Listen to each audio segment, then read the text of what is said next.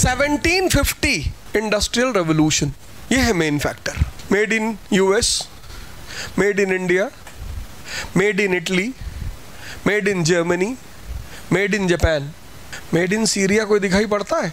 Made in Iraq. इसलिए nation बने लेकिन खत्म हो गए। यानी अगर किसी नेशन को मजबूत करना है, स्ट्रॉन्ग, तो किसको बढ़ावा देना है? इसको। I इज इक्वल टू आई। ये दोनों आई एक दूसरे के बिना रह नहीं सकते। पहला आई इंफ्रास्ट्रक्चर, दूसरा I industry. I is equal to I, infrastructure is equal to industry. 1853 पहले रेलवे लाइन कहां बनी? बंबई में। 1854 पहली कॉटन मिल कहां बनी? बंबई में। भाई पहली कॉटन मिल बिहार में क्यों नहीं बनी? इंफ्रास्ट्रक्चर। वही रेलवे लाइन रॉ मटेरियल पहुंचाएगी आसानी से, वही रेलवे लाइन फिनिश गुड्स बाहर ले जाएगी। अब पूरे देश में रेलवे नेटवर्क कैसा है ये कहां पढ़ोगे? ज्योग्राफी में। पूरे देश में पॉपुलेशन डेंसिटी कहां अच्छी है ये कहां पढ़ोगे? ज्योग्राफी में। देखो तुम ज्योग्राफी में क्या क्या चैप्टर्स हैं? पॉलिटिकल ज्योग्राफी में, फिजिकल ज्योग्राफी में, दोनों के चैप्टर्स देखो। पॉपुलेशन, इंडस्ट्री, है ना चैप्टर्स। वो चैप्टर्स इकोनॉमी में भी तो हैं। वहां क्या कर रहे हैं? वहां वो तुम्हें रिलेशन समझा रहे हैं ज्योग्राफी और इकोनॉमी के बीच। सबसे पहली मिस्टेक जो सारे आमतौर पे लड़के करते हैं वो ये कि हमको तैयारी करना है। नहीं, पहले पढ़ो, पहले इन सब चीजों को पढ़ो। इकोनॉमी, मॉडर्न इकोनॉमी की जान क्या है? जान खत्म, इकोनॉमी खत्म। देखो, इसीलिए जब तुम कोचिंग करने जाते हो तो तुम में से बहुत लोगों को यह पता नहीं होता कि यार कोचिंग में करना क्या है, पहले स्टेप में क्या करना है, दूसरे स्टेप में क्या करना है, तीसरे स्टेप में क्या करना है, पता ही नहीं। तो जब पता ही नहीं, जिस आदमी को कुछ पता ही नहीं, तो मेहनत बहुत करेगा, रिजल्ट नहीं आएगा। 3 शराबी रात में एक नाव पे बैठे नदी में और पुलअप शुरू किया और रात भर चलाते रहे। सुबह हुई, शराबियों को होश आया, बोले यार रात भर हम लोग नाव चलाए हैं, बहुत दूर आ गए होंगे। तो एक ने पलट के देखा, कहा बे दूर नहीं है, जहां बैठे थे वही है। कहा क्यों?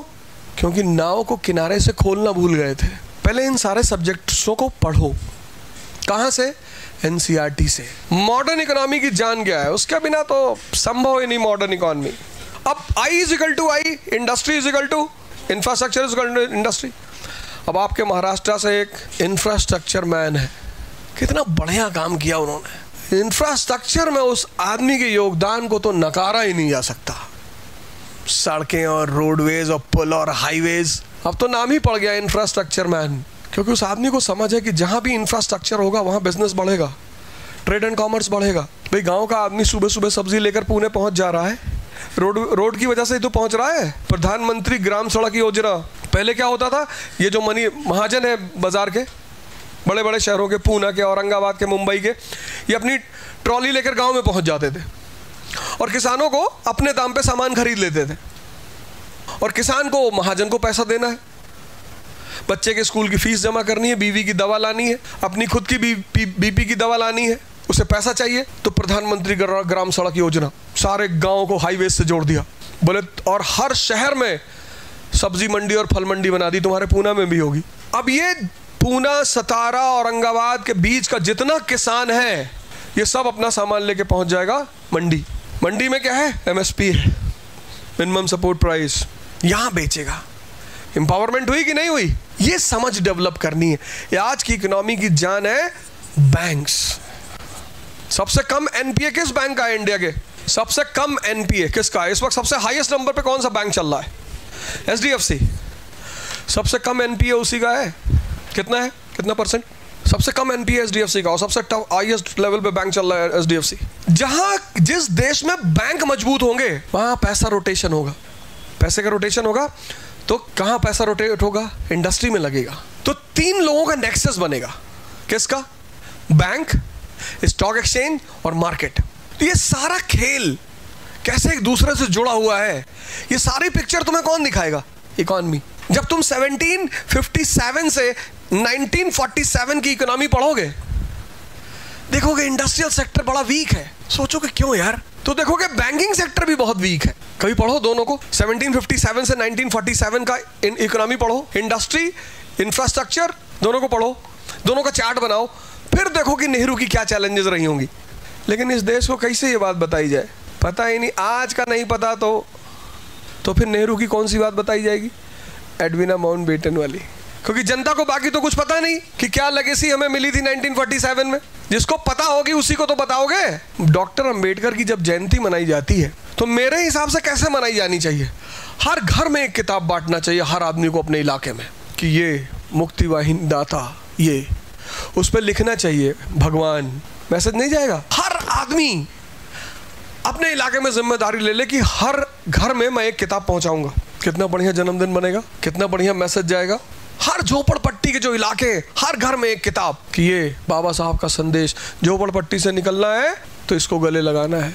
यही तो वो चाहते थे, यही तो उनका मानना था ना।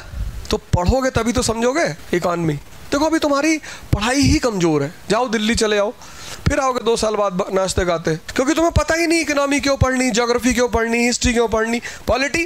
किसी देश का शासन किसने पॉलिटी पढ़ रखी है? अब तो बताओगे नहीं, अब तो वैसे भी नहीं बताओगे। जिसको भी लगता है कि अहम ब्रह्मास्मि हमने पढ़ रखी है, हमारा ऑप्शनल पॉलिटिकल साइंस है, पूछो जो पूछना है मास्टर। पॉलिटी पढ़ी कभी? हाँ या ना? पढ़ी है ना? राज्यसभा का हाउस टर्म कितना है? 6 साल। राज्यसभा का, लोकसभा का 5 साल। क्यों? कितना सिंपल सा सवाल है। मैंने तुमसे कहा कि एडवाइजरी बॉडी के फंक्शंस बताओ, पूरी शेड्यूल समझाओ, ये तो पूछा ही नहीं। मैंने तुमसे पूछा कि राज्यसभा का टर्म है 6 साल, लोकसभा का टर्म है 5 साल। क्यों? लोकसभा की एज क्या है एंटर करने की? किस ईयर में आदमी इलेक्शन लड़ सकता है? कितने ईयर? 25। राज्यसभा की 35। तैयारी कर रहे हो तुम 1 साल से। लोकसभा की एज है 25, राज्यसभा की एज है 30, क्योंकि उसको कहा जाता है हाउस ऑफ एल्डर्स।